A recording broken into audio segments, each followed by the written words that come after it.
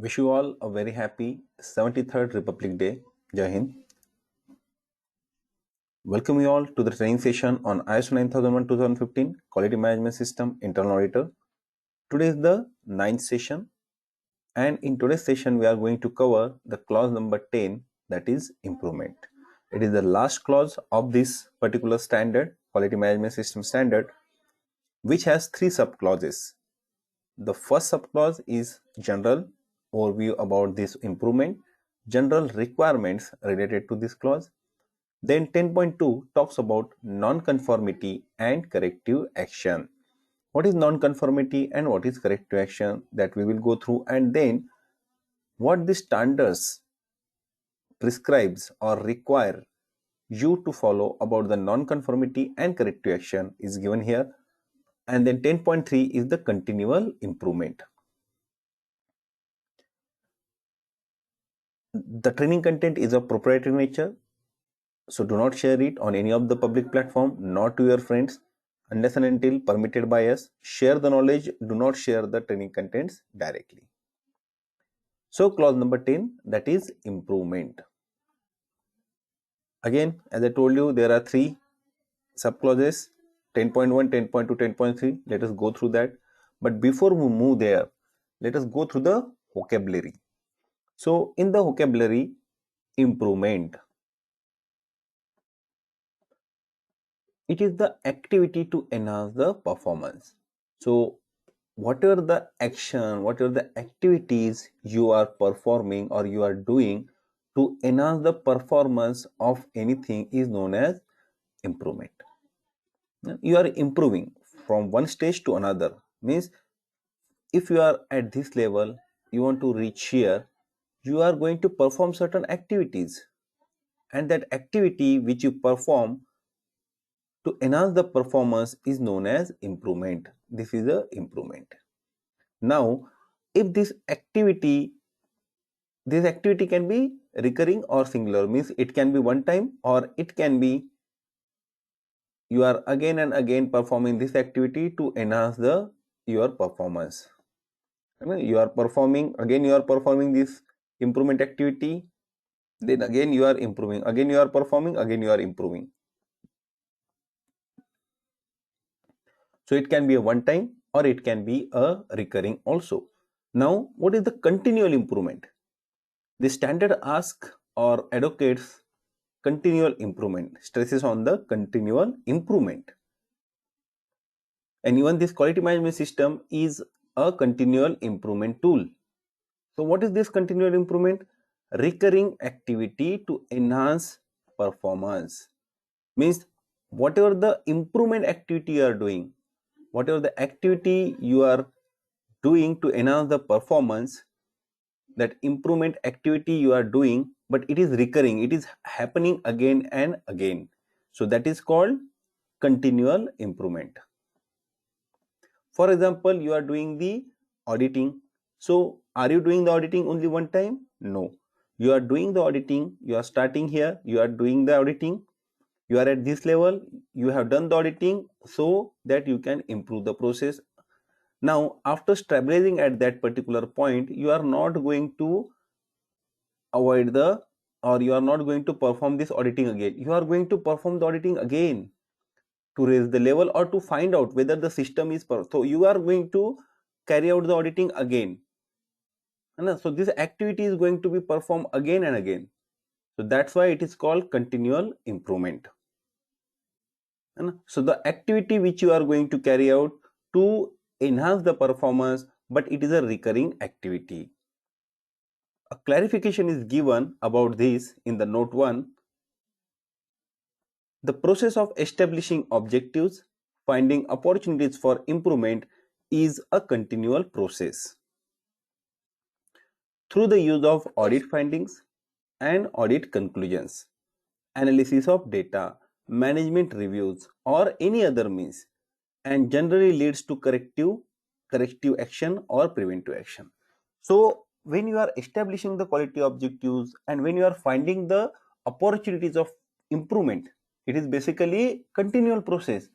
It is not that today you found out some opportunities and then next time you are seized you are ceasing, you are stopping this activity, you are continuing this activity, and that is what it is called as a continual improvement. Now, what kind of tools you will use for this continual improvement? Audit findings are there, audit conclusions are there. You are analyzing the data, what we have seen in the clause number 9. Okay, monitoring, measurement, analysis and evaluation. So you are basically analyzing the data also. You are conducting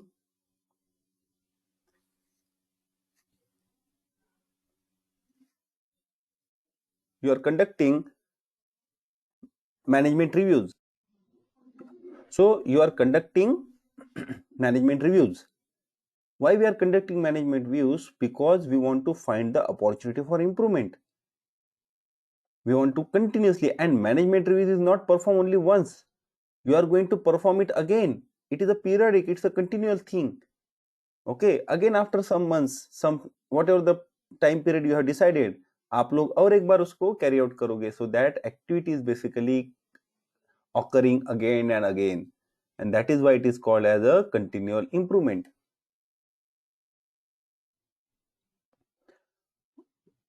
Earlier, what happens? There is a difference between the continuous and the continual.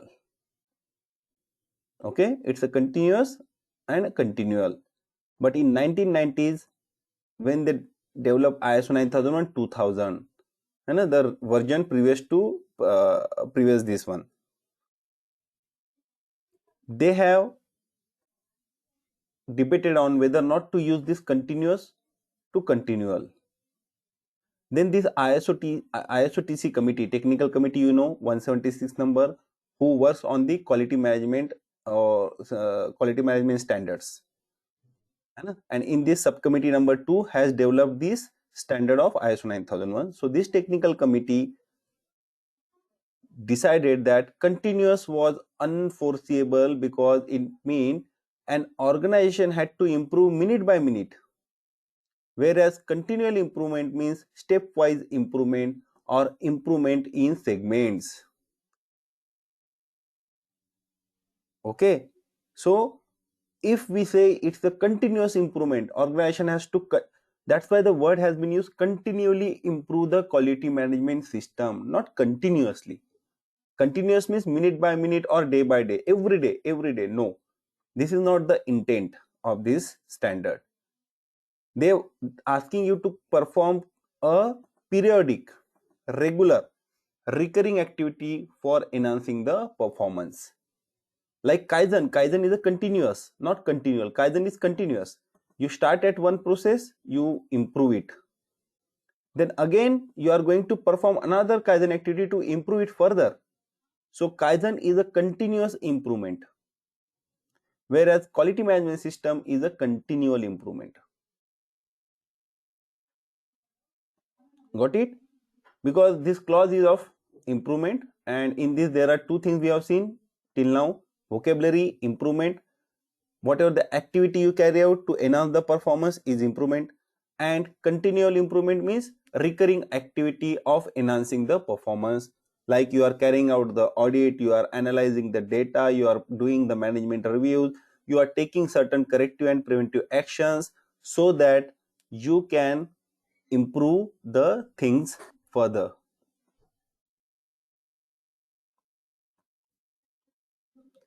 Now, what is non-conformity? Because you see in this clause there is a non-conformity and corrective action here. This clause is the improvement, so we have seen what is improvement and continual improvement. Now, what is non-conformity and what is corrective action? So, non-conformity word you are going to see in this particular standard at many of the places. And non-conformity means non-fulfillment of a requirement, which is not as per requirement. When we say a material is non-conforming, when we say a system is non-conforming, okay, when there exists a non-conformity, when there is a non-conformity is existent in the material, we say this material is non-conforming. When there is a non-conformity exist in the system, system के अंदर कोई non conformity है तो हम उसको बोलते हैं कि this system is non conforming, it is not conforming to our requirement. So non-conformity is non-fulfillment of a requirement, whether it is the product specification or it is a non-fulfillment of a system requirement. When we say this material there should not be any rust spots, and if we find a rust spot, it means the non-conformity is rusty spot is a non-conformity. Okay, it's a non-conformity. Because the requirement was there should not be any rust spot, but now the rust spots are there, so it means it's a non-conformity.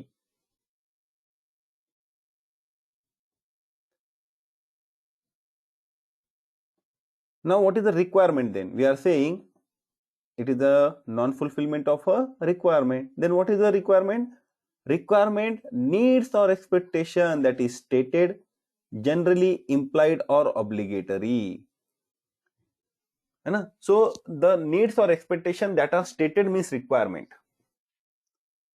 which are obligatory on you for the organization to meet. जो हमारे customers हैं, जो हमारी interested parties है, उनकी जो needs और expectation है जो स्टेटेड है, that is called a requirement. It is required by them. Customer requires you to follow certain standards, follow certain specifications, follow certain drawings. So that is a requirement, and if you do not meet that requirement, it means it is a non-conformity. What is this generally implied? They have given a clarification. Generally implied means that it is a custom or common practice for the organization and interested parties that the need or expectation under consideration is implied. Generally implied हम बोल रहे कि हो सकता है उन्होंने state नहीं की हो, ठीक है. One is stated, another is generally implied or obligatory. Generally implied means it is a common practice. It is a common practice. For example, जब हम we buy something, है ना, it's a general practice कि वो bill दे देते हैं, है ना.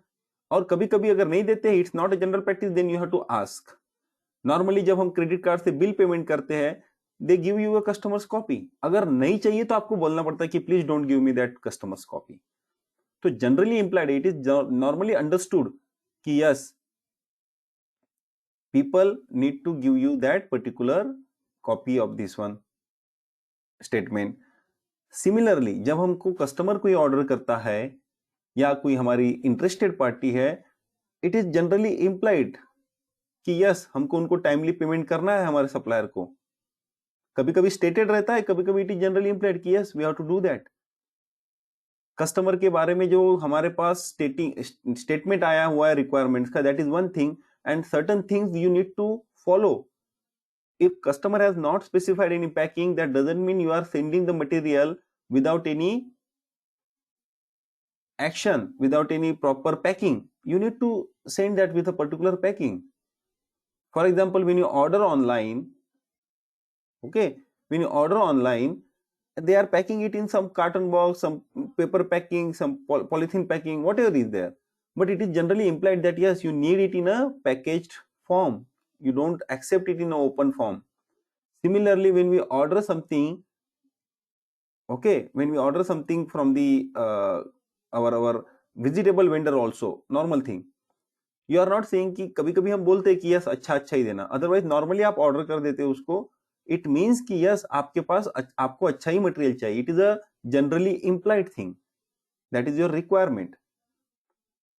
कभी कभी वो बैग में डाल के देते हैं तो it is generally implied thing. But now जब आप अगर मॉल्स में जाते हो तो it is not a general practice to give the carry bags. They will ask you whether you require और not, you have to pay for that one.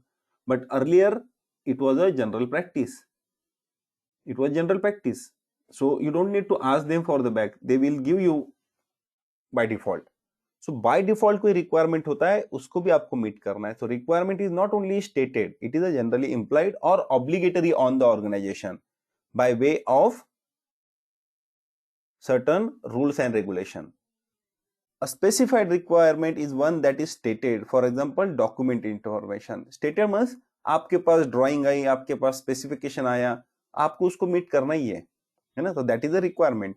If you do not fulfil, it becomes a non fulfilment and it becomes a non conformity. Okay, then there are so many classification or clarification has been given here. So all these definitions are from ISO 9000, ISO 9000 2015. So आपको 9001 implement करना है, please go through, or even if your organization has the 9000, still you need to go through that vocabularies, go through the fundamentals given in that particular, or principles of quality management given in the ISO 9000. Now what is correction? You know that there is a prevention also, and then there is a correction, and then there is a corrective action, and then there is a preventive action. Now correction, what is correction? Action to eliminate a detected non-conformity. You are eliminating the detected non-conformity. And what is non-conformity? Non-fulfillment of a requirement. तो जो हमने requirement को meet नहीं किया है, उसको meet करना, that is becomes a correction. You are correcting the system. It is called correction. For example, आपको जब फीवर होता है, what do you do? आपको अगर फीवर आया, so which tablet you take normally? Crocin or Dolo. है ना, 650. Paracetamol और डेलो. तो whatever that content is paracetamol, है ना. What non conformity you have met? क्या नॉन कंफर्मिटी रहती है? रिक्वायरमेंट क्या है? Body temperature should be Normal. हाँ normal. 94. 98.6 is the normal things. Okay, that is the normal. Now when this you are not fulfilling this requirement, it becomes a non-conformity. So what is that non-conformity? Maybe you encounter a temperature of say 99.5 degrees centigrade, or sometime even 100 also, 100.2, 100.3 as per the scenario. So what do? We correct the non-conformity. We take the action to eliminate the detected non-conformity. Non-conformity क्या थी? कि हमारा temperature बढ़ गया है. So what do? We take the paracetamol. तो ये non-conformity correct हो जाती है ना? It corrected. So आप क्या करते हो? बॉडी के टेम्परेचर को नॉर्मल लेके आते हो. That action what you are taken is called the correction. For example, आपने कोई पार्ट बनाया है ना. Let us take the industrial example now. You have manufactured any part and you found that thickness, instead of 5 millimeter, the thickness becomes 6 millimeter. Now what you will do? You will do the machining so that to correct this product from 6 millimeter to 5 millimeter. So you are taking certain action to eliminate the detected non-conformity, and that particular action is called correction. That action is called correction. Okay. Now they have given the clarification. A correction can be made in advance of, in conjunction with, or after a corrective action. Now what is this corrective action? आप corrective action के पहले भी ले सकते हो, उसके साथ में भी ले सकते हो, और corrective action implement करने के बाद भी ले सकते हो. Corrective action is different than the correction. And a correction can be, for example, rework or regrade. अभी जो हमने किया था, इसको क्या किया हमने? रिवर्क कर दिया. इस पर्टिकुलर प्रोडक्ट का रिवर्क कर दिया हमने कि 6 मिलीमीटर था, तो again I did the machining and got it made as per the requirement, that is 5 millimetre. तो I have to do the rework. Ultimately उसमें मेरा मैन पावर गया, पावर गई, दैट इज डिफरेंट सिनारियो, है ना. Every rework is a cost. It is a cost to the company. और you can regrade. For example, आपकी requirement थी 5 millimetre, now ये 4 मिलीमीटर हो गया. नाउ 4 को तो 5 कर नहीं सकते, अब वेल्डिंग करके उसको करेंगे तो रिक्वायरमेंट नहीं हो. So what you need to do? You need to regrade this product. You may need to downgrade it or regrade it. They are not saying downgrade.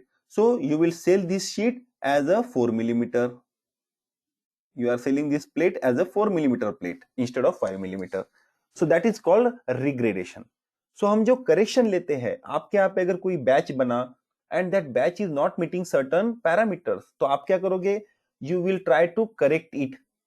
कुछ एडिशन जो पैरामीटर उसके मीट नहीं हो रहे, इसके लिए आप कुछ इंग्रेडिएंट्स उसको डालोगे, आप उसको रिवर्क करोगे and you will meet the requirement, you are trying to meet the requirement. So that action is called correction. Now coming to the corrective action. Corrective action is different than the correction. Corrective action, correction is focus on detected non-conformity, है ना, whereas corrective action is focus on the causes of non-conformity. So you are taking the action, आप action ले रहे हो cause of जो non conformity है, जिसके कारण ये नॉन कन्फर्मिटी बना, you are taking the action to eliminate that cause, जिसके कारण बॉडी का टेम्परेचर बढ़ा था। नाउ आप मुझे बताइए, पैरासीटामोल लेने के बाद टेम्परेचर नॉर्मल आ गया, ओके, क्या ये वापस नहीं बढ़ेगा टेम्परेचर? क्या ये वापस नहीं बढ़ सकता है टेम्परेचर?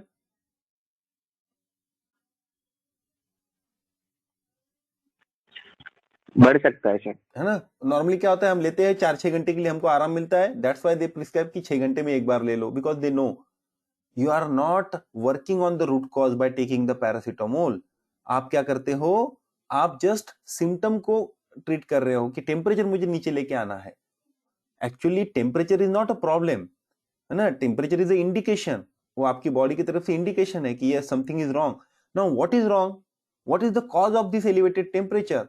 पैरासीटामोल लेने से आप जो कॉज है उसके ऊपर अटैक नहीं कर रहे हो, you are working on the temperature not on the causes. But when we take the corrective action by way of, maybe आप एंटीबायोटिक ले सकते हो, या आपको जो भी डॉक्टर प्रिस्क्राइब करेंगे, है ना, जो भी एक्सपर्ट रहते हैं दैट विल एंटीबायोटिक प्रिस्क्राइब करेंगे, और मे बी उसके बाद भी नहीं हो तो they will ask you to carry out certain test. अगर टाइफाइड है तो टाइफाइड को ट्रीट करने के लिए वो दवाई देंगे। Paracetamol will control your temperature, it is not removing the cause. अगर आपको कोई मलेरिया है तो मलेरिया की ट्रीटमेंट, डेंगू है तो डेंगू के लिए ट्रीटमेंट होगी। So that action what you are taking is basically to eliminate the cause of non-conformity and prevent the recurrence, prevent the reoccurrence, है ना।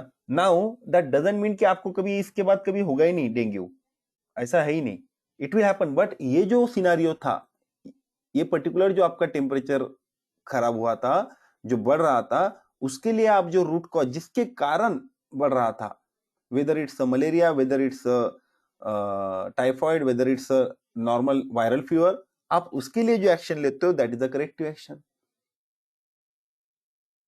ओके, नाउ जो हमने बताया था कि आपके यहां पे जो मशीनिंग पार्ट था उसके अंदर प्रॉब्लम आया, है ना, या आपके यहाँ पे जो बैच थी, बैच में इशू आया, कोई कॉन्सेंट्रेशन या स्पेसिफिक ग्रेविटी, आपने बताया था कि स्पेसिफिक ग्रेविटी या पीएच आप चेक करते हो, है ना, तो पीएच आउट हो गया। अब पीएच आउट हो गया तो आपने उसके अंदर इंग्रेडिएंट डाला, पीएच को जो रिक्वायरमेंट था उसके अंदर लेके आया, बट नाउ वो पीएच क्यों खराब हुआ, what is the reason behind that pH?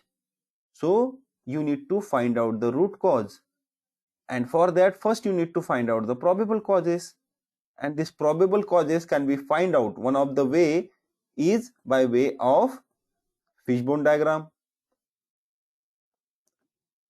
or you can say cause and effect diagram. So it is the effect is basically a problem, and these are the causes which are man, machine, method, material, measurement, and mother nature, or you can say environment, है ना, environment of operation. These are the reasons, these can be reasons. अगर आपके operator में SOPs follow नहीं किया तो हो सकता है, तो these are basically probable causes कि उसके कारण पीएच में प्रॉब्लम आ सकता है। मेथड जो थी या मशीन थी उसने गलत दिखा दिया आपको, no that will be in the measurement. Machine जो थी वो फॉल्टी काम किया उसने, नहीं, it didn't work as per the program, तो हो सकता है। तो मशीन रिलेटेड कोई इश्यू अगर है तो हो सकता है। Material related, what are the ingredients you are use उसके कारण हो सकता है। जो मेथड आपने यूज किया है, मेथड ऑफ प्रोडक्शन यूज किया है, उसके अंदर फॉल्ट हो सकते हैं, है ना। मेजरमेंट ही फॉल्टी है, जो हमने इंग्रेडिएंट्स डाले वो भी प्रॉपरली मेजर नहीं किए गए, जो आउटपुट डेटा है वो भी प्रॉपरली मेजर नहीं किया गया। So all these are nothing but a causes for this particular effect to happen. Operation of ये था हमारा सही नहीं था, एनवायरमेंट जो था वो सही नहीं था, तब हो सकता है। So ultimately these are the probable causes, और इनमें से आपको फिर based on the data, test data, आपकी जो प्रोसेस की डेटा आपके पास होते हैं, आप ट्रेसेबिलिटी कर सकते हो कि उस टाइम पे क्या हुआ था। Was the untrained operator was there, क्या हमारे पास जो बैच आया था उसमें प्रॉब्लम था, that's why the traceability is important. तब आपको पता चलेगा क्या हुआ है। जैसे आपको अगर बुखार है तो one is okay, normally viral antiviral antibiotic या एंटीवायरल ड्रग्स देके हो जाता है काम। नहीं होता है तो क्या करना पड़ता है, फिर you need to do the root cause analysis, for that you need to carry out certain test, है ना। और उससे फिर हमको पता चलता है कि yes what is the problem, what is the root cause. और रूट कॉज पे जब एक्शन लेते हैं, इसमें से जब हमको पता चलेगा, तो ये जो रूट है हमारा प्रॉब्लम का, उसके ऊपर हम एक्शन लेंगे, तो कहीं जाके प्रॉब्लम सॉल्व होगा। Now when you remove this causes from the root, it means the problem will not reoccur. It is called taking the action to eliminate the root causes, and that is called corrective action. Okay, now what is then preventive action? What is this preventive action? Preventive action is the actions taken to prevent the occurrence, है ना। It is talking about reoccurrence, ये already हो चुका है, but what the actions you take to prevent the occurrence is called the preventive action. अगर जैसे for example you are addressing the risk and opportunities, why you are addressing the risk and opportunities, why you are determining the risk and opportunities, आप prevent करना चाहते हो problem को पहले ही, you want to have in place certain actions, है ना, certain system in place so that problem occur ही ना हो। फॉर एग्जांपल हम वैक्सीन लेते हैं, वी टूक द वैक्सीन, क्या वैक्सीन से जो डिसीज के लिए हम वैक्सीन लेते हैं उसको क्योर करता है क्या वो, या उसको प्रिवेंट करता है? डज इट प्रिवेंट और डज इट क्योर? आपको होने के बाद वैक्सीन ले रहे हो आप, या फिर इट इज टू प्रिवेंट? हाँ, to prevent. So vaccine are basically preventive. Similar way जब हम मेंटेनेंस की बात करते हैं, you are taking certain action, you are doing the preventive maintenance so that the bearing should not fail, the component should not fail, you are taking that action. अगर already fail हो गया उसके बाद जो भी आप एक्शन लोगे, it is basically corrective action. अगर प्रॉब्लम ऑकर हो गया उसके बाद जो भी हम एक्शन लेंगे, that is nothing but a corrective action. Problem होने के पहले जो भी हम एक्शन लेंगे, that is a preventive action, that is called preventive action. Clear है? किसी को कोई इश्यू इसके ऊपर? So correction, corrective action and preventive action, you need to have certain, means आपको पता होना चाहिए, आपके फंडामेंटल्स क्लियर होना चाहिए। क्लियर? ओके। अगर आपको अगर किसी में भी इशू आता है कि नहीं, कुछ सिनेरियो आपके पास, what you want, whether to call it a corrective action, whether to call it a preventive action, we can discuss any time. Now coming to the clause number 10, the 10.1 general. Mister Abbas, could you please read up to this, है ना, up to this from here. Yes, sir. The organization shall determine and select opportunities for improvement and implement any necessary action to meet customer requirements and enhance customer satisfaction. Okay. This shall include. Okay, till this okay, है ना। So what the organization needs to do, organization needs to determine and select opportunities for improvement and implement any necessary actions. Now these actions can be correction, these actions can be corrective actions to meet customer requirements and enhance customer satisfaction. Opportunity for improvement. Improvement means activity to enhance performance. You have to enhance performance. Now you can enhance the product performance, you can enhance the delivery performance, you can enhance the cost performance. आपको determine करना है कि क्या area में we want to improve, आपको determine करना है so that we can meet all the customer requirements. And number 2, enhance the customer satisfaction. अब कस्टमर सेटिस्फेक्शन को एनहांस करने के लिए और कस्टमर रिक्वायरमेंट्स को मीट करने के लिए जो भी हमको एक्शंस लेनी है फॉर द इंप्रूवमेंट पर्पस, वो हमको डिटरमाइन करना है. Okay, now what this opportunities for improvement includes improving products and services to meet requirements as well as to address future needs and expectation. जो कस्टमर ने हमको specification दिया है ना, जो कस्टमर ने हमको स्पेसिफिकेशन दिया है उसको तो मीट करना ही है. So what are the actions we are taking to improve the products and services. एक तो मीट करना एंड देन इंप्रूव करना. फॉर एग्जांपल कस्टमर का जो स्पेसिफिकेशन है ना, कस्टमर का स्पेसिफिकेशन यहां पर है LSL, यहां पर है USL. Now, if your data is like this one, maximum data is at the center. If your 67%, if it is a normal distribution curve, almost your 67% data will be here at plus minus 1 sigma level. Okay. So, if this is the thing, your customer will be happy. But just see a scenario where आपका कुछ material यहां पर है average, है ना, और कुछ material आपका एवरेज यहां पर आ रहा है. So will the customer be happy in such scenarios? कुछ बड़ा एकदम ही लोअर स्पेसिफिकेशन के पास है, कुछ एकदम ही आगे है. It is within the specification. Still, you can improve your product performance. है ना, we can always improve our service performance. We are delivering within plus minus 2 days as per agreement, है ना, but we can always improve it to plus minus 1. Certain parameters होते हैं customer के, specification इतना बड़ा दिया, we can say no, we will meet within this particular range. आप जितने नैरो रेंज में, जितने वेरिएशन के बिना मटेरियल भेजोगे, यू विल बी हैप्पी, है ना. The quality of the product you can always improve. Product का जो परफॉर्मेंस है we can always improve.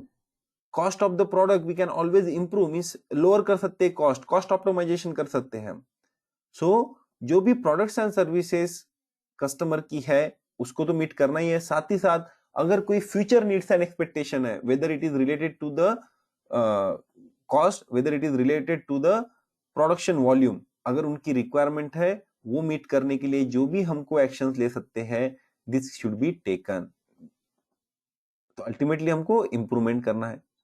Correcting, preventing और रिड्यूसिंग अनडिजायरेबल इफेक्ट.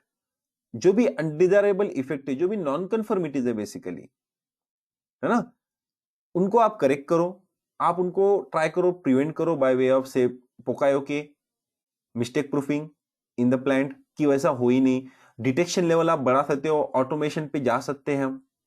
कोई पार्ट अगर फॉर एग्जांपल ऑटोमेटिकली हम डिटेक्ट कर ले कि जैसे ही इसका आउट ऑफ कंट्रोल हो जाता है part, it will be discarded और it can be flagged, some alarm mechanism आ जाए उसके अंदर. So basically what we are doing, we are preventing, और हमारा जो डिटेक्शन लेवल है हम उसको बढ़ा दे ताकि उसको हम फिर करेक्ट कर पाए.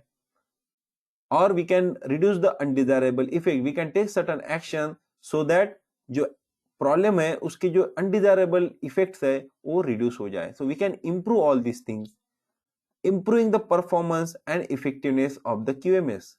अब QMS का इफेक्टिवनेस कब बढ़ेगा, when we follow all the laid down system. जो हमने सिस्टम ले डाउन किया हुआ है प्लांट में, उसको अगर हम फॉलो करेंगे प्रॉपरली विदाउट एनी डेविएशंस, तो हमारा क्वालिटी मैनेजमेंट सिस्टम इंप्रूव होगा. जो भी हमारे प्रोसेसेस है, वेरियस प्रोसेसेस है, अगर वो ढंग से काम करेंगे, एज पर रिक्वायरमेंट्स काम करेंगे, तो हमारे जो हमारा QMS है उसका परफॉर्मेंस इंप्रूव होगा, इफेक्टिवनेस इंप्रूव होगा. सो जो भी एक्शंस आप ले सकते हो for improving the QMS of the effectiveness and performance of the QMS, वो आपको लेना है.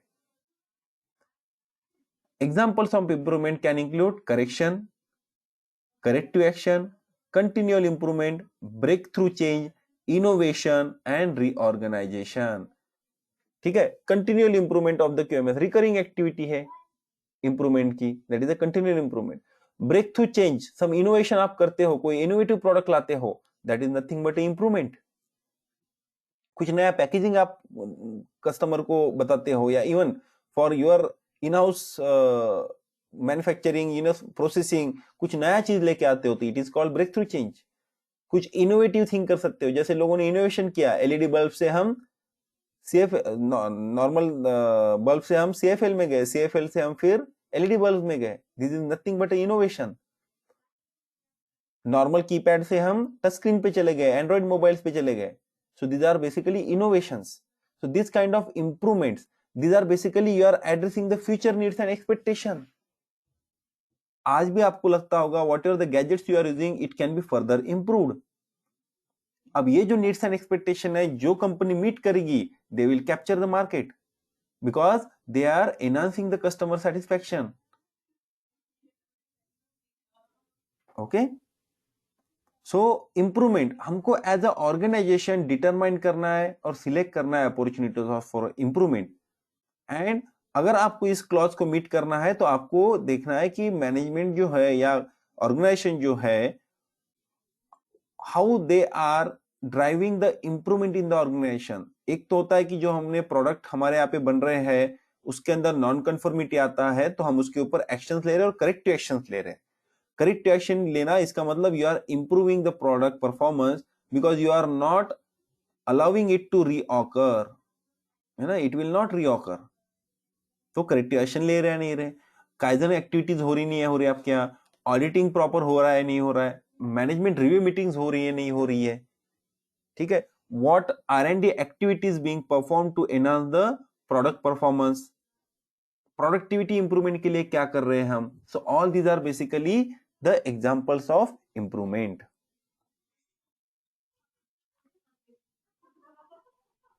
Now second is non-conformity and corrective action. Non-conformity and corrective action 10.2. हमने दोनों का डेफिनेशन देखा था. Non-conformity is a non-fulfillment of a requirement. And what is corrective action? Corrective action is the action taken on the root causes or action taken on the causes of non-conformity so that to prevent it from occurrence or reoccurrence. So as to prevent it from reoccurrence basically, or prevent it in the future. When non-conformity occurs, including any arising from complaints, the organization shall, अगर कोई non-conformity occur होती है आपके organization में, included in the complaint. So complaint is not only the source of non-conformity. In-house भी non-conformity हो सकती है, in case of feedback भी हो सकता है. जनरल कंप्लेंट होती है तो उसके अंदर तो लेना ही है आपको एक्शन. तो ऑर्गेनाइजेशन को क्या करना है? React to non-conformity and as applicable. Number 1, take action to control and correct it. उस नॉन-कंफर्मिटी को कंट्रोल करना है. How you are going to control the non-conformity? एक पर्टिकुलर बैच मशीन पे आपने फॉर्मुलेशंस हो रहा है एंड आपने टेस्टिंग किया, you find out that yes there was a problem, है ना. अब इसको तो आपने नॉन कंफर्मिंग प्रोडक्ट ये कर दिया, उसको कंट्रोल, आपने क्या किया, उसको आइसोलेट कर दिया, है ना, उसको आइडेंटिफाई कर दिया. हमने रिक्वायरमेंट देखी थी क्लॉज नंबर 8 में, control of non conforming product जो है उसके अंदर रिक्वायरमेंट्स दी हुई है, what you need to do, है ना. You need to identify unintended use ना हो, इसलिए उसको आइडेंटिफाई करना है और कंट्रोल भी करना है. तो आपको इसको एक्शंस लेनी पड़ेंगी टू कंट्रोल. एक तो आप इसको आइसोलेट कर दोगे, आइडेंटिफाई कर दोगे, और सेकंडली देखोगे कि to stop it from continuously producing non conforming, हो सकता है आपको ये पर्टिकुलर एक्टिविटी को बंद भी करना पड़ सके. So you are basically taking the action. तो आपको क्या करना है? एक्शंस लेना है कंट्रोल करने के लिए, और सेकंड एक्शन लेना है, you need to correct it if possible. Correct भी, अब करेक्शन में क्या हो सकता है, either it can be rework और it can be regrade, regradation of that particular product, आप उसको रिग्रेड भी कर सकते हो. So you need to take action to control and correct it and deal with the consequences. Deal with the consequences in the sense, ये जो इसकी non conformity बनी है, अब इसके कॉन्सिक्वेंसेज क्या है ना, मॉनेटरी कॉन्सिक्वेंसेज क्या है, या फिर उसको डाउनग्रेड करना पड़ सकता है, क्या करना पड़ सकता है, जो भी कॉन्सिक्वेंसेज है उसके साथ आपको डील करना है इस नॉन कंफर्मिटी के साथ. Evaluate the need for action to eliminate the causes of non conformity which is nothing but a corrective action. ये करेक्टिव एक्शन है. We are dealing with the causes of non-conformity, it is a corrective action. In order that it does not recur or occur elsewhere. अब समझिए आपको पता चल गया कि ये प्रॉब्लम तो है इसमें, है ना, एक पर्टिकुलर बैच का जो मटेरियल आया था. अब आप मुझे बताइए कि एक पर्टिकुलर प्रोडक्ट को आप 4 मशीन पे बनाते हो. व्हाट दिस पर्टिकुलर, ये जो रिक्वायरमेंट है वो क्या बोल रही है, देखिए आप, ये मशीन है आपकी, machine number 1, machine number 2, machine number 3, machine number 4. अब आपने टेस्टिंग हुई और यहां पर आपको पता चला कि yes there is a non conformance, हमारा पीएच लेवल, हमारी स्पेसिफिक ग्रेविटी जो भी है वो मीट नहीं कर रही है. तो आप क्या करोगे, इसको तो आपने आइसोलेट कर दिया, एक्शन ले लिया, आपने इस मशीन को भी बंद कर दिया, है ना, बट स्टिल आपको अगर रूट कॉज पता ही नहीं है तो आपका प्रॉब्लम अभी भी ऑकर हो सकता है डिफरेंट स्टेशंस पे. आपको ये नहीं पता अभी कि is it the problem of this particular machine, this particular method followed at that particular machine, या फिर because of the input material के कारण है, या फिर जो ओवरऑल हमने एसओपी बनाई है उसमें ही प्रॉब्लम है. आपको नहीं पता इसके बारे में, है ना, यू डोंट नो. सो हमको क्या करना है, आपको इसके रूट कॉज पे जाना पड़ेगा. You need to evaluate the need for actions to eliminate the causes, whether a action is required to eliminate the causes of non conformity so that it does not occur or occur elsewhere also.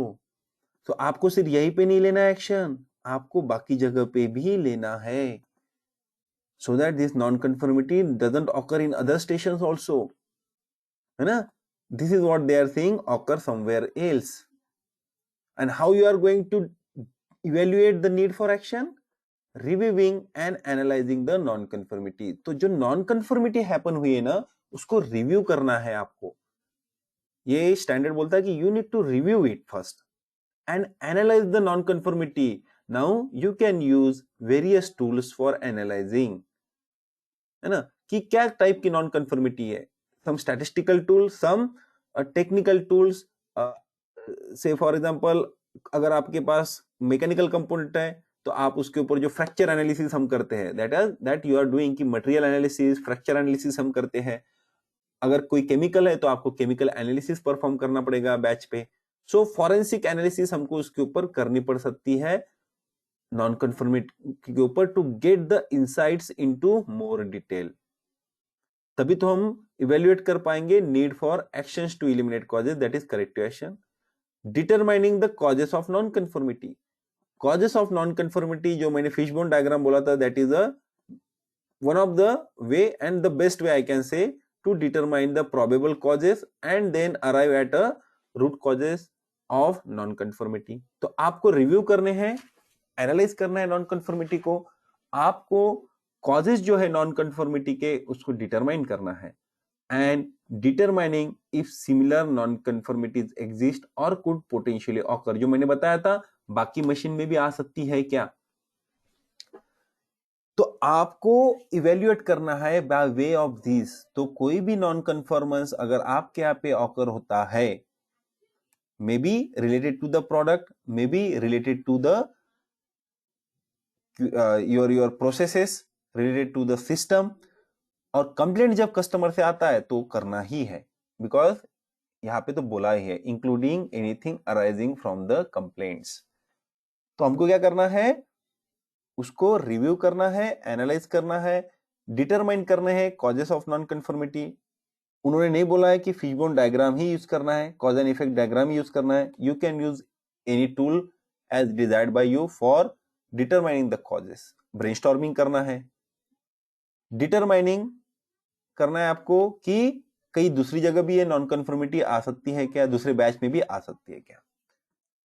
Then आपको क्या करना है, the organisation shall implement any action needed, है ना, जो भी action आपको लेना है, करेक्शन करना है, करेक्टिव एक्शन लेना है, what ever the action is आपकी डिसाइडेड है, उसको इंप्लीमेंट करना है, ऑन पेपर नहीं होना, ओके, इन रियलिटी आपको उसको इंप्लीमेंट करना है, उसको इफेक्टिवनेस आपको रिव्यू करना है। What is that effectiveness, what is the review of effectiveness, आपने टेम्परेचर बढ़ गया, हमने एंटीबायोटिक लिया, अब इसका इफेक्टिवनेस कैसे पता चलेगा हमको कि whether this medication is effective और not, how you will determine, तो आप रिव्यू करते हो कि नहीं है, you are visiting the doctor after 3 days, है ना, और आप क्या करते हो, how you are going to review, yes mister Abbas. Sir constantly checking the symptoms. हाँ, है ना, कॉन्स्टेंटली चेकिंग द सिम्टम्स, कि अगर हमारे सिम्टम्स टेम्परेचर के थे तो हमारा टेम्परेचर बार बार बढ़ रहा है क्या, हमको अगर खांसी थी, हमको अगर कोई पेन था, जो भी था, जो प्रॉब्लम था, क्या वो इलिमिनेट हो रहा है, नहीं हो रहा है। इफ योर करेक्टिव एक्शन जो है, या जो भी एक्शन है आपकी, जो आपने इस नॉन कन्फर्मिटी को अवॉइड करने के लिए, इलिमिनेट करने के लिए जो एक्शंस लिया है, अगर वो इफेक्टिव है, इसका मतलब वो नॉन कन्फर्मिटी इलिमिनेट होनी चाहिए। So you have to review the effectiveness of any corrective action taken, आपको चेक करना है कि यस, मैंने जो एक्शंस ली है रूट कॉजेस के ऊपर, वो सही में काम कर रही है या नहीं कर रही है। And for that you may, जैसे हम डॉक्टर के पास जाते हैं, सिमिलरली आपके यहाँ पे जब हम कोई करेक्टिव एक्शंस लेते हैं, इमीडिएटली पता नहीं चलेगा, you have to wait for some time. And industry में तो आपको हो सकता है 15 days लग जाए उसको रिव्यू करने के लिए। It depends on the type of industry and type of the process, कभी कभी 5 दिन में भी रिव्यू हो जाता है कि यस इट इज इफेक्टिव और नॉट, है ना।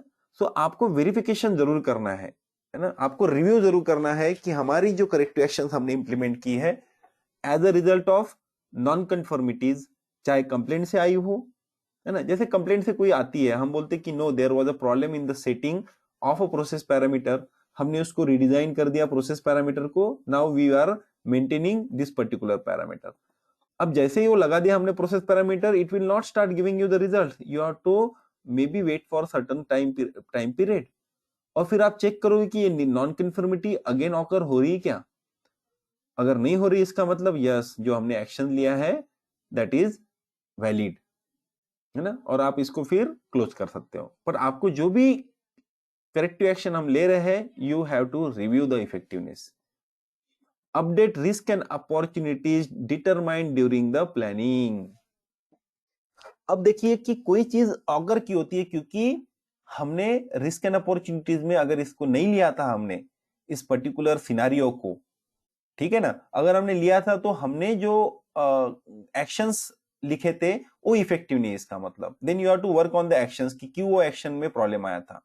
बट अगर ये सिनारियो हमने रिस्क एंड अपॉर्चुनिटीज में कंसीडर नहीं किया था, कि प्रोडक्ट रिलेटेड रिस्क जो है हमने कंसीडर ही नहीं किया था इस पर्टिकुलर पॉइंट को, अगर कंसीडर किया रहता तो हमने फिर एक्शन भी डिसाइड करके रखा रहता, we could have prevented it, ना। जैसे आप लोगों ने, अगर जो ऑटोमोबाइल इंडस्ट्री रिलेटेड है, they people must have know about the एफएमईए,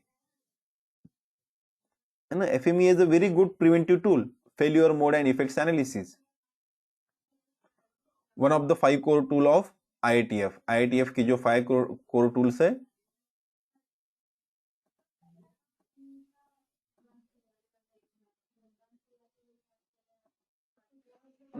उनके उसमें से एक है FMEA, that is called potential failure mode and effects analysis.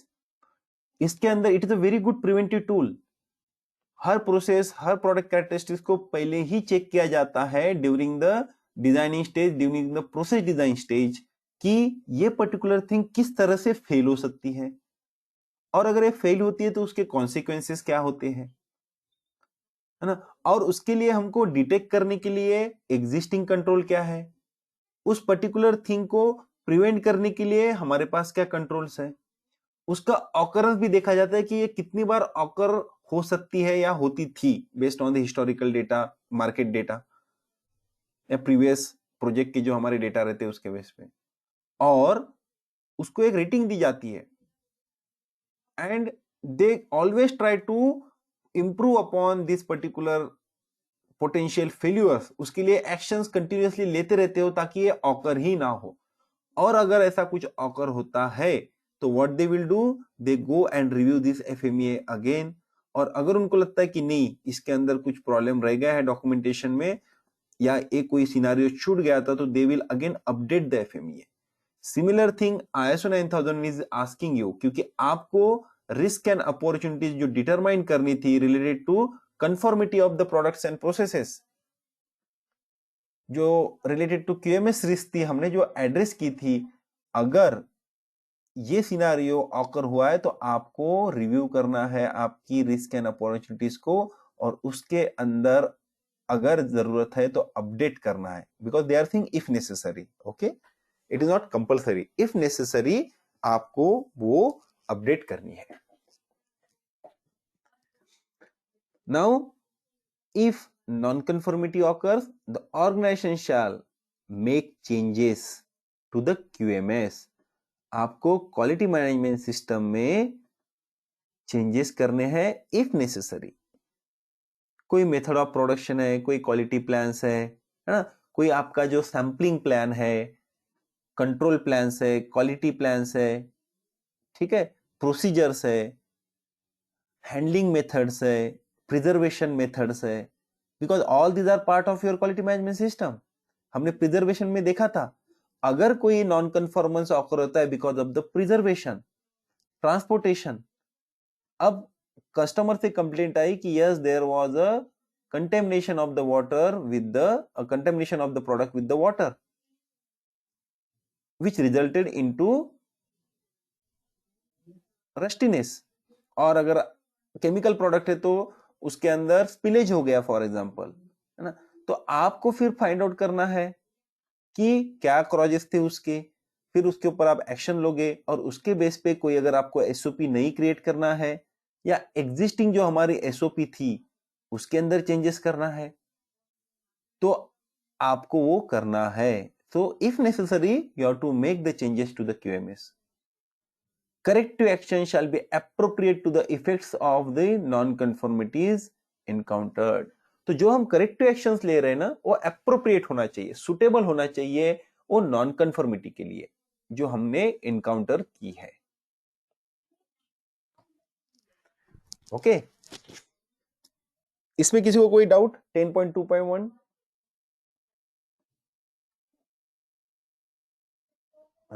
So non conformity and corrective action. जब आप किसी नॉन कन्फर्मिटी को एड्रेस करोगे तो ultimately what you are doing, you are improving the system also, है ना, इंप्रूविंग योर थिंग, क्योंकि आप कुछ सर्टन ये चीजें जब करते हो आप इतनी सारी, है ना, ये स्टैंडर्ड ने बोला है कि आपको इतना इतना करना है, कहीं पे नेसेसरी है, इफ नेसेसरी है, और कहीं पे करना ही है, तो अल्टीमेटली आप क्या कर रहे हो, you are taking certain action so that non conformity doesn't occur.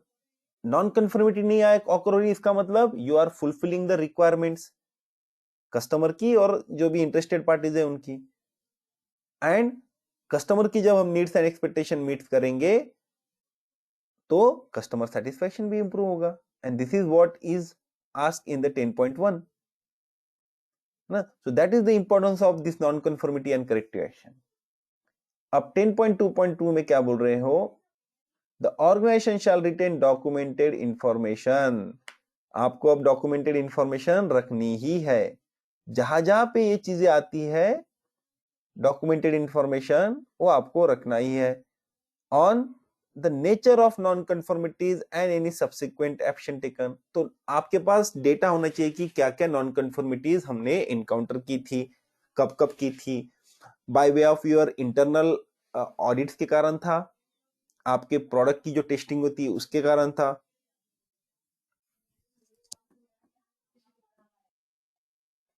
या फिर non conformities because of the customer complaint, वो आपको डॉक्यूमेंट करके रखना है। एंड जो करेक्टिव एक्शन हमने लिया था, करेक्टिव एक्शन डिसाइड किया था, so the results of any corrective action वो भी आपको क्या करने हैं, डॉक्यूमेंट करके रखने हैं। रिव्यू जो करोगे आप वो डॉक्यूमेंट होना चाहिए, because result of corrective action mean corrective action लेने के बाद क्या हुआ था, क्या हमारा वो परफॉर्मेंस इंप्रूव हुआ था या नहीं हुआ था, वो आपको उसके रिजल्ट जो है वो आपको मेंटेन करके रखने हैं as a documented information. So as I told you earlier also, yes Abbas, you want to say something? या Yes, sir, I have a question, sir. या please. During an audit, we find a non-conformity and we decided the corrective action and we check the effectiveness. All these things I have done. And the next round of the audit, if we find the same non-conformity, then what should be the cause and what should be the next process for that? Yeah, now again, कि वो non conformity क्यों आई? There can be various causes, है ना, various causes for the non conformities. एक ही cause के कारण नॉन कन्फर्मिटी रह सकती है।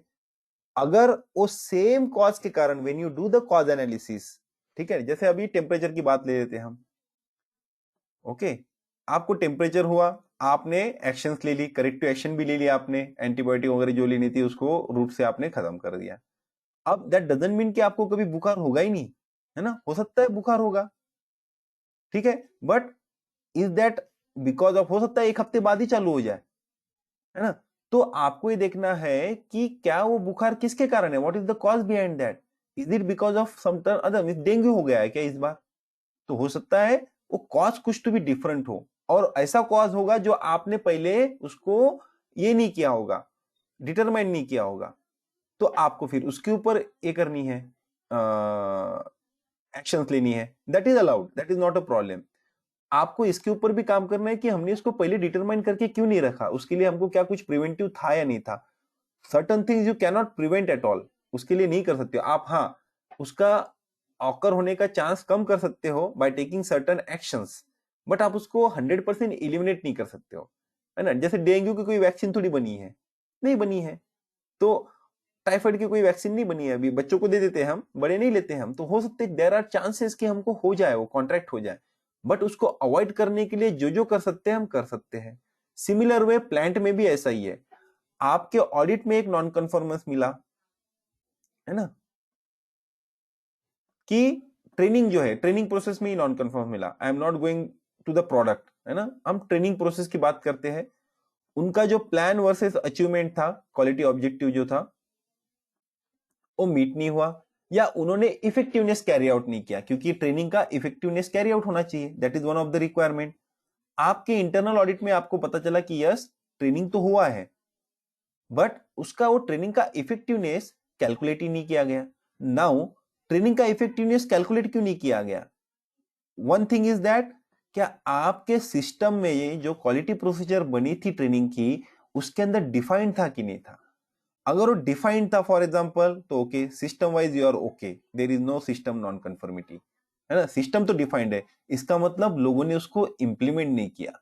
नाउ लोगों ने इंप्लीमेंट क्यों नहीं किया, what is the reason behind that? अब जाइए आप कि उनके पास क्या, what is the root cause for that thing, is the non man power non availability थी, क्या उनका अटेंशन नहीं था, या कोई हमारे पास कोई सिस्टम ही डेवलप नहीं किया था उन्होंने कि उनको रिमाइंडर आ जाए कि yes now this particular training, इसका इफेक्टिवनेस ड्यू है।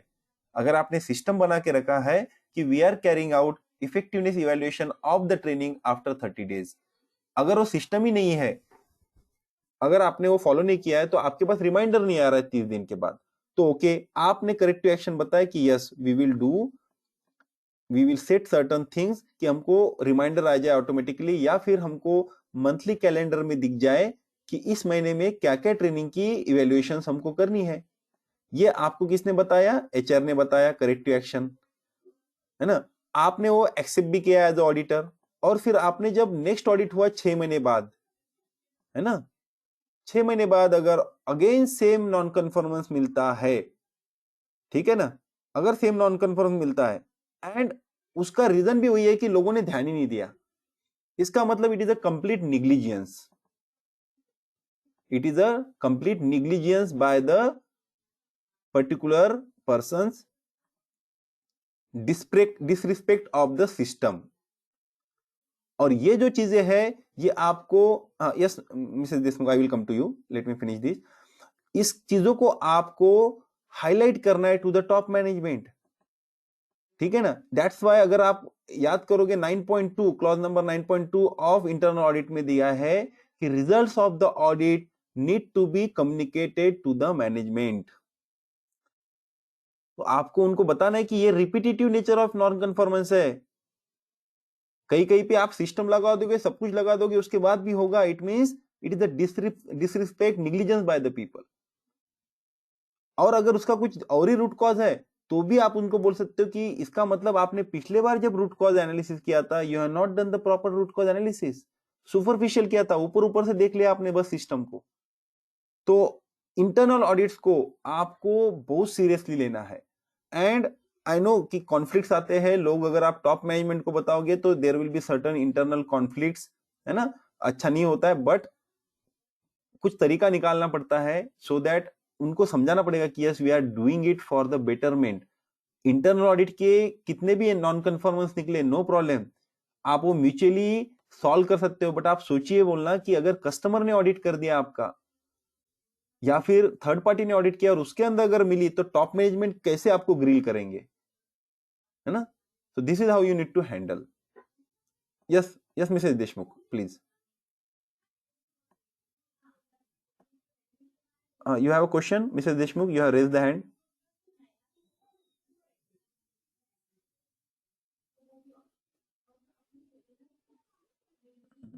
Okay. Abbas, is it clear to you? No, sir. Connectivity Yes, issue sir. was there. Okay, no issue. Abbas, is it clear to you now? Yes, sir. Clear. है ना, हाँ, कि आपको इस तरह से हैंडल करना है नॉन कन्फर्मेटिव। जैसे प्रोडक्ट रिलेटेड भी होती है ना। ऐसा नहीं है कि आपने एक बार एक्शन लिया तो अगली बार नहीं होगा, बट वो क्यों होता है पता है क्या? क्योंकि उसके ऊपर प्रॉपरली इन डेप्थ एनालिसिस नहीं किया जाता है। तो इसीलिए वो बोल रहे हैं कि आपको एनालाइज करना है, आपको कन्फर्मिटी, नॉन कन्फर्मिटी को determine causes of non conformity. एक होता है सुपरफिशियल करना, just for the sake of complaint I customer से उसको बता देना है करके कुछ तो भी, और एक होता है कि प्रॉपर तरीके से उसको एनालाइज करना, systematic way of problem solving, and it takes time. It is not 1 day और 2 day जॉब्स, है ना, it may take 15 days, but आपको लेना पड़ेगा। अब again this direction needs to be given by the means it is the percolate from the top.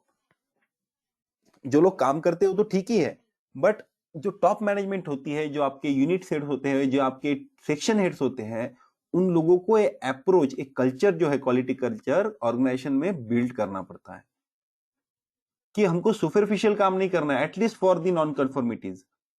इसके related cost बहुत enormous होती है और डायरेक्टली दिखती नहीं है, the indirect cost is too much non conformities की। आप सोचिए ना, आप रिवर्क करते हो मटेरियल को, मैन पावर लगती है, वहां पे जो मशीन एंगेज हो जाती है, अगर आपने उसको डाउनग्रेड कर दिया तो प्राइसिंग कम मिल सकती है, कस्टमर के पास जब जाके आता है तो आपका गुडविल खराब होता है, you may loss the opportunity of business, more business, transportation का खर्चा अलग लगता है ना। अगेन जैसे मैंने बोला कि आप बिजनेस लॉस कर सकते हो अगर आपने एक पर्टिकुलर प्रोडक्ट भेजा, it is non acceptable by the customer, अब नेक्स्ट बैच भेजने तक अगर वो उनका प्रोडक्शन नहीं रुक सकता है तो वो किसी और से ले लेंगे। सो कॉन्सिक्वेंसेस ऑफ नॉन कन्फर्मिटी और इनॉर्मस। ये तो प्रोडक्ट रिलेटेड होगी। सिस्टम रिलेटेड जैसे जैसे नॉन कन्फर्मिटी बढ़ती जाएगी, इसका मतलब your system is not in place, it is not good. That's why I said कि जो नई इंडस्ट्रीज है ना, जो जस्ट आए हैं अभी इसमें ISO 9001 में, 4-5 साल, 3-4 साल हुए, उन्होंने तो वंस इन 4 month करना चाहिए, अप टू 5 years 6 years तक। मैंने ऐसी इंडस्ट्री देखी 10-10 साल हो गए उनको, तो भी बहुत सारी जगह पे सिस्टम नहीं है। कुछ जगह पे सिस्टम इसलिए हो जाता है क्योंकि वो डायरेक्ट कस्टमर रिलेटेड हो जाता है, प्रोडक्शन एक्टिविटी और सर्टन प्रोसेस एक्टिविटी, वहां पे सिस्टम लग जाता है। कुछ कस्टमर रिलेटेड जो नहीं रहती ना, जैसे ट्रेनिंग हो गई, आपकी परचेसिंग एक्टिविटी हो गई, मेंटेनेंस एक्टिविटीज हो गई, डिस्पैच तो डायरेक्ट कस्टमर से रिलेटेड होता है, पर स्टोर्स एक्टिविटीज हो गई, ये पर्टिकुलर सेक्शंस जो रहते हैं ना, सेफ्टी रिलेटेड हो गए एस्पेक्ट्स, ये सेक्शन जो है ना QMS में बहुत वीक हो जाते हैं। ना ही उसके ऊपर मैनेजमेंट का कोई फोकस रहता है कि नहीं हमको इन चीजों को इंप्रूव करने हैं। क्योंकि उनको इंप्रूव करने से उनको डायरेक्टली बेनिफिट नहीं दिखता है हमारे बैलेंस शीट पे, बट मैनेजमेंट को ये समझना चाहिए कि अगर आपने ISO 9001 को प्रॉपर वे से अगर इंप्लीमेंट किया, it will give you lot and lots of benefit, है ना। आपके कस्टमर जो आपकी इंटरनल रिजेक्शंस कम हो जाएंगे, आपकी प्रोडक्शन इफिशिएंसीज बढ़ जाएगी, कस्टमर से ऑर्डर्स आपको अच्छे मिलेंगे, कस्टमर सेटिस्फाइड रहेंगे। बट इसको सब मैक्सिमम लोग तो इसको बस एज अ सर्टिफिकेट समझते हैं कि यस ISO 9001 सर्टिफाइड कंपनी है क्योंकि कस्टमर को चाहिए करके। बहुत कम लोग ऐसे है जो इंप्लीमेंट करते कि नहीं हमको इंप्रूव करना है। अगर जिन लोगों ने इसको एज अ इंप्रूवमेंट टूल समझा है इस क्वालिटी मैनेजमेंट सिस्टम को, दैट कंपनीज आर बेनिफिटिंग, है ना। वो तो एक स्टेप आगे जाते हैं, वो तो बहुत सारी चीजें जो IATF 16949 में दी है, जो ऑटोमोबाइल रिलेटेड जो रिक्वायरमेंट्स है उसको तक फॉलो करते हैं। I have seen many of the companies who are non automotive but they are utilising the concepts which are being used there, जैसे कि SPC होता है, statistical process control, MSA measurement system analysis, it is one of the core tool of IATF। जो मैंने आपको FMEA बताया, लोग FMEA follow करते हैं, बहुत सारे लोग, potential failure mode and effects analysis. They follow the APQP approach, advance product quality planning, कि जब हम नया प्रोडक्ट बना रहे हैं what things needs to be done, so they follow the APQP approach, they follow the PPAP approach, they follow the control plan, they follow the process flows, है ना। ये सब चीजें आप अगर इंप्लीमेंट करते हो तो it is not a burdening actually. Initially burden लगता है but over a period of time it starts giving you the results, और आपके ऊपर का ही बर्डन कम करते हैं। तो organisation then start working on the system, it will not be a man dependent, it becomes a system dependent, है ना। और organisation should be a system dependent. एक सिस्टम है हमारे पास कि ये चीजों को कैसे करना है, उस चीजों को कैसे करना है। I dealed with some of the Japanese company, उनके यहाँ पे 3 साल में अगर 4 साल में अगर कोई मैन पावर रिशफल भी होते हैं, है ना, but there data is intact. जो नए आते हैं उनको पता है कि 10 साल पहले भी क्या हो चुका है, 15 साल पहले भी क्या हो चुका है इस पर्टिकुलर कस्टमर के साथ। दैट टेक्निकल डेवलपमेंट डिपार्टमेंट उनको पता है कि यस, क्योंकि वो उस तरह उनका जो सिस्टम है उन्होंने सिस्टम डेवलप करके रखा है, it is a system dependent. कोई मैन पावर चेंज हो जाए that doesn't matter to them. Okay, उन्होंने अपना काम जो है प्रॉपर तरीके से डॉक्यूमेंट करके रखा है। इट इज नॉट कि किसी के दिमाग में है वो चला गया तो उसके साथ सब कुछ चला गया। ठीक है, या so this is 10.2.2 also we have discuss कि इसके अंदर आपको डॉक्यूमेंटेड इंफॉर्मेशन रिटेन करके रखनी है। Okay, now 10.3 continual improvement. It talks about the requirement related to continual improvement. The organization shall continually improve the suitability, adequacy and effectiveness of the quality management system. It is asking you to continually improve कि आपकी जो QMS है उसकी suitable, वो QMS suitable है या नहीं है। ऐसा नहीं है कि हमने 10 साल पहले बना के रखा और आज भी सुटेबल रहेगी, ओके, या 4 साल पहले बनाया। You need to continuously review it. आपको उसकी suitability continue improve the suitability, उसकी सुटेबिलिटी जो है उसको कंटिन्यू इंप्रूव करनी है। It should be adequate to the requirement, meeting all the requirements of the standard customer and requirements of the organisation, strategic direction of the organisation. तो adequate होना चाहिए जो भी आपने सिस्टम डेवलप करके रखा है, और वो इफेक्टिव होना चाहिए क्वालिटी मैनेजमेंट सिस्टम। अगर इफेक्टिव नहीं है तो क्या फायदा उसका। So that quality management system should give you the results, जो expected results.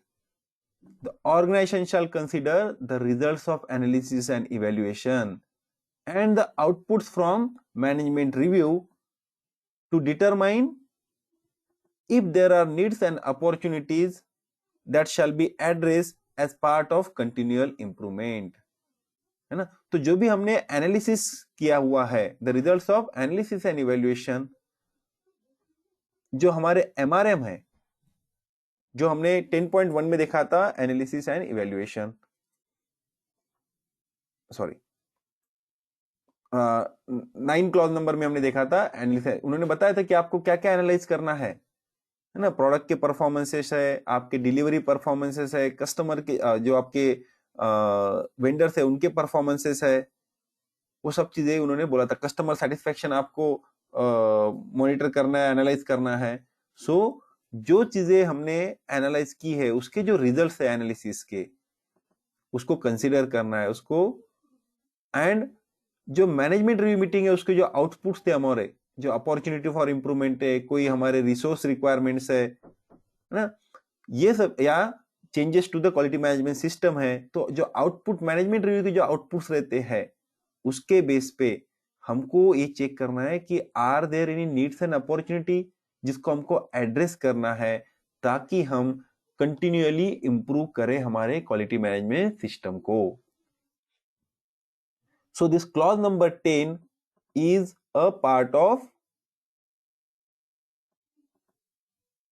which part of PDCA cycle?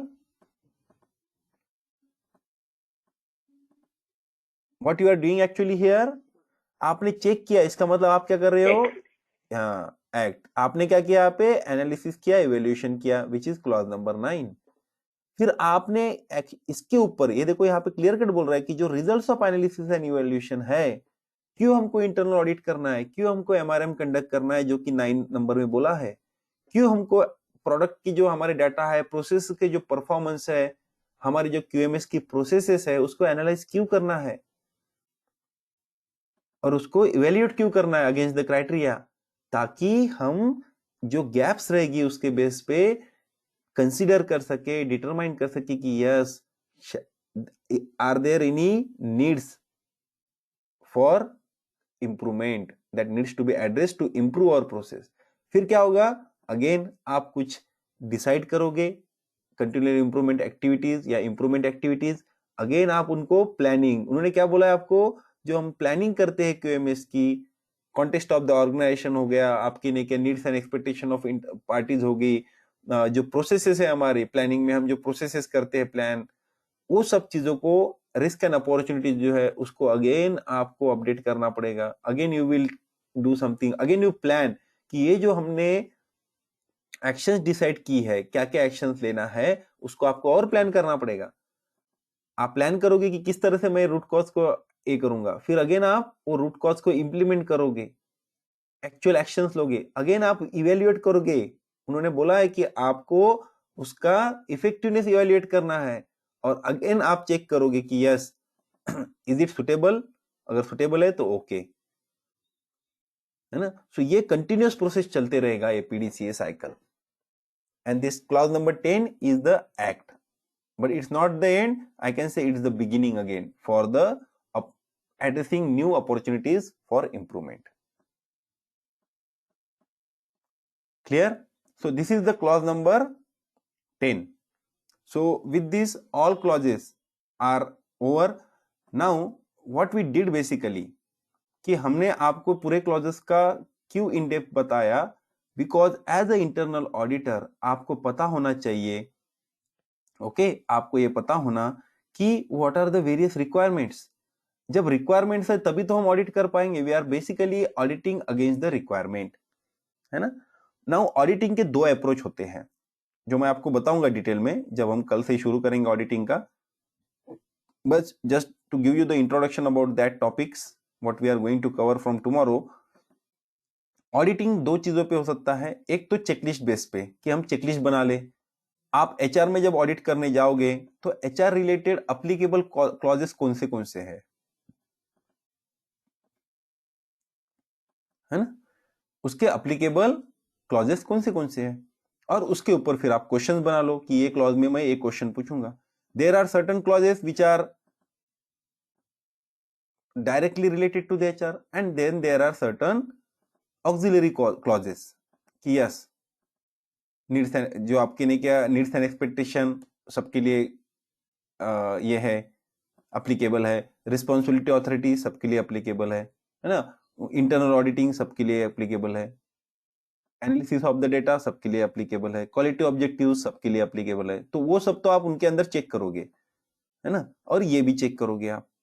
इसके बेस पे आप उनका कन्फर्मेंस चेक करोगे। फॉर एग्जाम्पल यहाँ पे आपको क्वेश्चन फ्रेम करना है, रिक्वायरमेंट के अगेंस्ट क्वेश्चन फ्रेम करना है, the organisation shall consider the results of analysis and evaluation. तो आप उनको पूछो कि are you considering the results of analysis and evaluation, और करते हो तो क्या क्या करते हो, किसके रिजल्ट्स एंड ये करते हो आप। तो कंटिन्यूअल इंप्रूवमेंट प्रोसेस जो है वो किसकी तरफ है वो आपको देखना है। Who is carrying out this continual improvement process, who is responsible for this, और उनके ऑडिट में फिर आपको एक क्वेश्चन पूछना है। सिमिलर वे बाकी जितने भी हमारे क्लॉजेस है सब में आपको देयर आर टू वेज, एक तो आप चेकशीट बना सकते हो, but ISO 9001 is not advocating the use of check sheet. But initially जो नए लोग रहते हैं उनको चेकशीट से करने में कोई प्रॉब्लम नहीं है। चेकशीट से करने के लिए क्यों मना करते हैं, क्योंकि चेकशीट वाला जो दायरा होता है ना वो बस लिमिटेड टू दैट थिंग्स रहता है कि उतना ही आप पूछते हो, तो ये थोड़ा सा ब्रॉड नहीं होता है, ब्रॉड माइंडेड अप्रोच नहीं है ये, इसके अंदर बहुत सारी चीजें छूट सकती है। बट इनिशियली के लिए बेटर है ये कि आप चेकशीट थ्रू करो, एंड जैसे जैसे आपको एक्सपीरियंस गेन होता है, वन ऑफ द वे जो प्रोसेस अप्रोच की हम बात करते हैं वो आता है through the turtle diagram. Turtle diagram मैं आपको बताऊंगा कि क्या होता है टर्टल डायग्राम ना, वो हम डिटेल में डिस्कस करेंगे कि there are inputs, there are certain resources required, there are certain methods and there are certain outputs which you are expecting from this. So इस पर्टिकुलर प्रोसेस के क्या क्या आउटपुट्स है ना। तो टर्टल डायग्राम अगर आपके सबकी बनी हुई है, या फिर एज अ ऑडिटर आप जब उस पर्टिकुलर सेक्शन में जाते हो तो आप टर्टल डायग्राम बना सकते हो, उनसे इंफॉर्मेशन लेके ही वही की वही बन जाती है, and you audit this things, है ना, जो कि ऑलरेडी गिवन है हमारे 9001 में। फिर आपको पता होना कि इस पर्टिकुलर थिंग के लिए क्या क्या रिक्वायरमेंट्स है। फॉर एग्जाम्पल इस प्रोसेस को कैरी आउट करने के लिए आपको मैन पावर चाहिए, तो मैन पावर रिलेटेड जो है तो उनकी स्किल मैट्रिक्स देख लिया, कॉम्पिटेंसी मैट्रिक्स देख लिया, उनका अवेयरनेस देख लिया, उनकी ट्रेनिंग देख लिया। जो सपोर्ट प्रोसेसेस होती है उसके रिलेटेड उसको भी ऑडिट कर लिया आपने। इनपुट जो है उस पर्टिकुलर प्रोसेस के लिए वेरियस इनपुट्स होते हैं उसको भी ऑडिट कर लिया आपने। पर आपको इसके लिए पता होना कि इन सब चीजों की रिक्वायरमेंट्स क्या थी, और वो पता चलती है आपको जब आपको क्लॉजेस का नॉलेज हो तभी, है ना। दैट्स व्हाई हमने ये कवर किया इतने दिनों में all the 10 clauses, so that you know what is required where, है ना। कल से हम शुरू करेंगे ऑडिटिंग कि ऑडिटिंग एक्चुअली कैसे करना है, क्या करना है, ऑडिटिंग कैसे कैसे होते हैं, क्वेश्चनिंग टाइप्स कैसे होते हैं, वो सब हम तो कल से जो चालू होने वाला, it is a very very important topic, so please do not miss that one, है ना, क्योंकि उसमें प्रैक्टिकल अप्रोच है तो आपको उसको मिस नहीं करना है, ठीक है। सो अगर आज के इस पे कोई क्वेश्चन है आपके तो please raise the question, else we are going to end the today's session bit earlier, ताकि हम कल से नए टॉपिक शुरू करें related to the auditing. No questions on the today's topic? Okay then yes Mr. Prashant, any question? No, sir, it's okay. Okay. Sir, just I wanted to ask how to remember all these clauses. Remember तो कर ही नहीं सकते आप unless and until आप उसको day in day out use करो। जैसे जो ऑडिटर्स रहते हैं ना, एक्सटर्नल ऑडिटर्स, जो एक्सटर्नल ऑडिटर्स रहते हैं they do auditing means almost से 15 से 20 दिन तक ऑडिट करते हैं, उन लोगों को बाय हार्ट हो जाता है वो ऑडिट। अदरवाइज आपको इतना पता होना, लाइक पीडीसीए साइकिल मैंने आपको क्यों बताया, क्योंकि आपको पता है कि यस क्लॉज नंबर 4 एंड 6 में हम प्लानिंग कर रहे हैं, वहां पे कॉन्टेक्स्ट ऑफ द ऑर्गेनाइजेशन है, कॉन्टेक्स्ट ऑफ द ऑर्गेनाइजेशन के बारे में बताया गया है।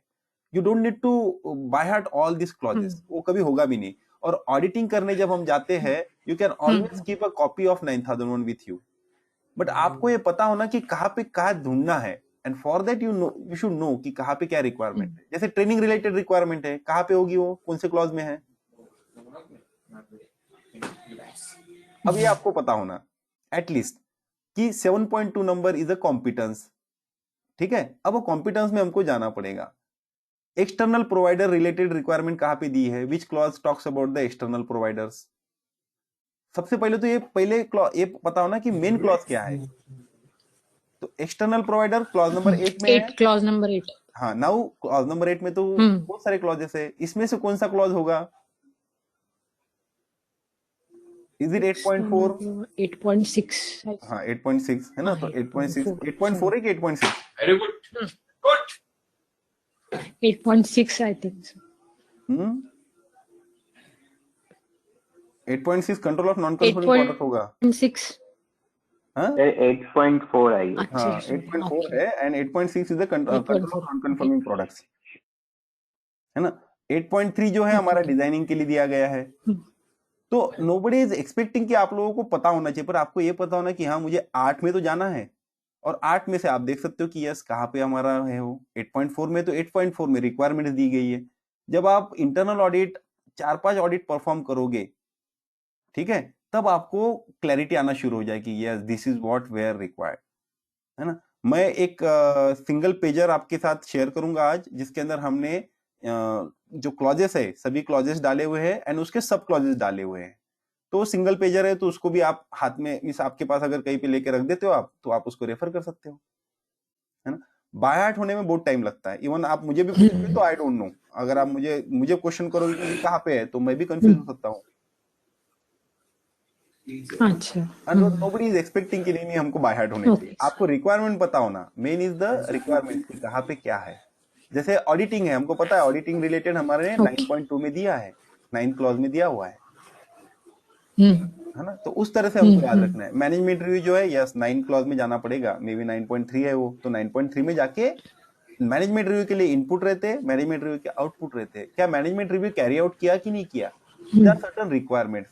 दैट्स व्हाई पहले चालू करना है हमको रिक्वायरमेंट से, ताकि हम चेकलिस्ट बना पाए।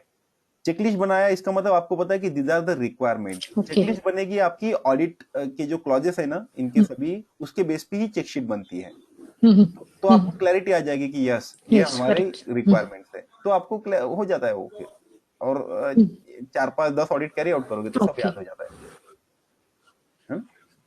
Okay. Thank you, sir. Okay. Okay, then we are closing the session if there are no further questions.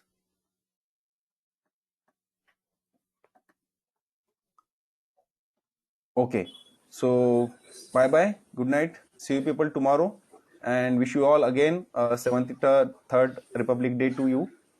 Jai Hind. Bye, sir. Good night. Okay. Good night, sir. Good night. Okay. Thank you, sir. Yeah, bye.